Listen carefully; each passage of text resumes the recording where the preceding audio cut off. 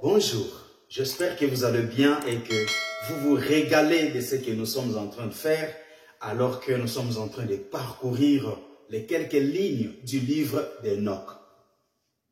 Pour commencer, je voudrais préciser qu'Enoch n'est pas un personnage que j'ai créé. Enoch a existé et Enoch se situe dans la Bible, à commencer par la Genèse au chapitre 5. Je voudrais aussi par la même occasion préciser qu'il y a plusieurs référencements dans la Bible concernant les lettres, les textes, les écrits et les prophéties d'Enoch. Alors, aujourd'hui, nous allons naviguer tout au long du livre d'Enoch et le Nouveau Testament pour pouvoir établir quelques similitudes. Dans Enoch chapitre 64, au verset 4, il est dit « Et une voix fit entendre du ciel ces paroles ». Le même texte est repris dans Matthieu chapitre 3, au verset 17. « Et voici une voix fit entendre des cieux ces paroles ». Dans Enoch chapitre 6, au verset 9, il est dit « Mais pour les élus, à eux la lumière, la joie, la paix, à eux l'héritage terrestre. » Dans Matthieu chapitre 5 au verset 5, « Heureux les doux car ils posséderont la terre. » Dans Enoch chapitre 50, les versets 2, 4 et 5, « Il séparera les justes et les saints de méchants, car ce sera pour les premiers des jours de grâce et du salut. Dans ce jour, les montagnes tressailleront comme des béliers, et les collines bondiront comme des agneaux rassasiés de lait, et les justes seront des anges dans le ciel. Leur visage resplendira d'une joie ravissante, car dans ce jour, l'élu sera exalté, la terre tressaillera d'allégresse, les justes l'habiteront, et les élus la fouleront de leurs pieds innocents. » Même propos dans Matthieu chapitre 13, verset 43, Matthieu chapitre 22, verset 30 et Luc chapitre 21, verset 28. Et je lis. « Alors les justes resplendiront comme le soleil dans le royaume de leur Père. À la résurrection, on est comme des anges dans le ciel. Votre délivrance est proche. » Dans Enoch chapitre 93 au verset 7, il est dit « Malheur encore à ceux qui possèdent l'or et l'argent, car ils périront. Malheur donc à vous, riches, car vous mettez votre confiance dans les richesses. Mais vous perdez ces richesses, car vous avez oublié le Très-Haut au jour de votre prospérité. » Le même texte est repris dans Luc chapitre 6 au verset 24. « Mais malheur à vous, riches, car vous avez votre consolation. » Et dans Jacques chapitre 5 au premier verset, « Eh bien maintenant les riches, pleurez, hurlez sur les malheurs qui vous arrivent. » Nous continuons dans Enoch chapitre 96, les versets 7, 8, 9, 10 et 11. « Vous vous dites, nous sommes riches, nous vivons dans l'abondance, et nous avons acquis tout ce que nous pouvons désirer. Nous ferons donc tout ce qui nous fera plaisir, car nous avons des monceaux d'argent, nos greniers sont pleins, et les familles de nos colons sont aussi nombreuses que les eaux d'une source abondante. Ces fausses richesses s'écouleront comme de l'eau, et vos trésors s'évanouiront. Ils vous seront enlevés, parce que vous les avez acquis injustement. Et vous serez accablés de la malédiction divine. Aussi périront-ils avec leur richesse, avec leur fausse gloire, avec leurs vains honneurs.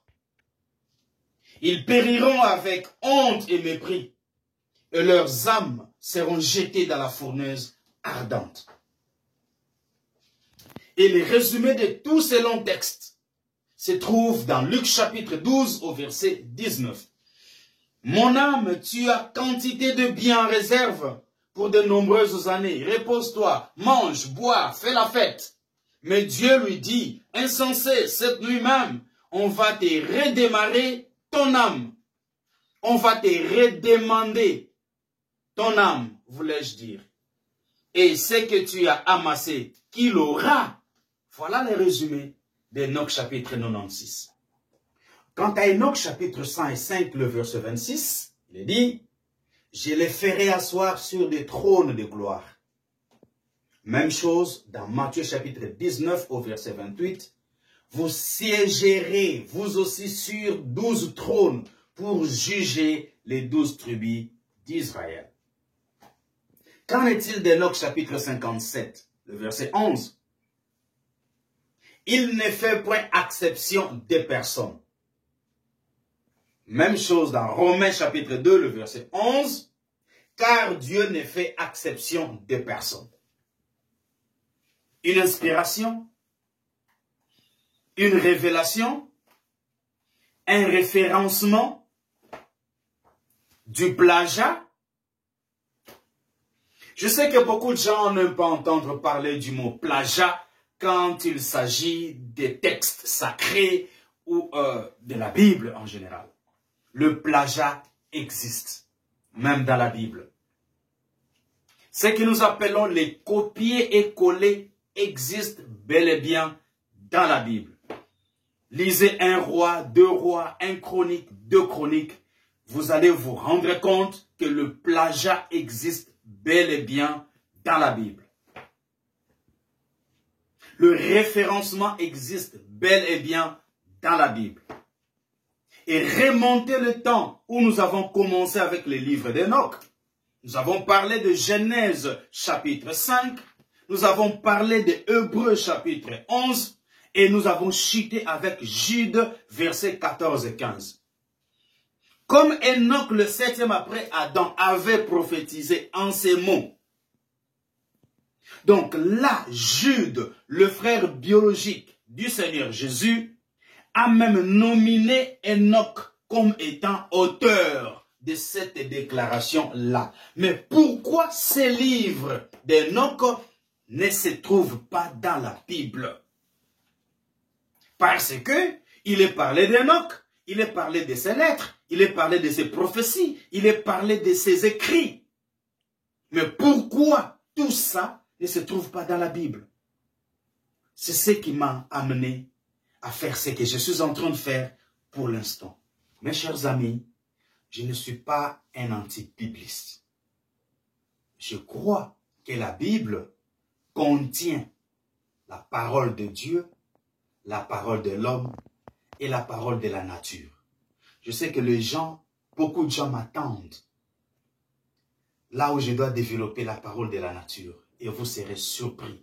Parce que déjà l'apôtre Paul disait, la nature elle-même ne vous enseigne-t-elle pas?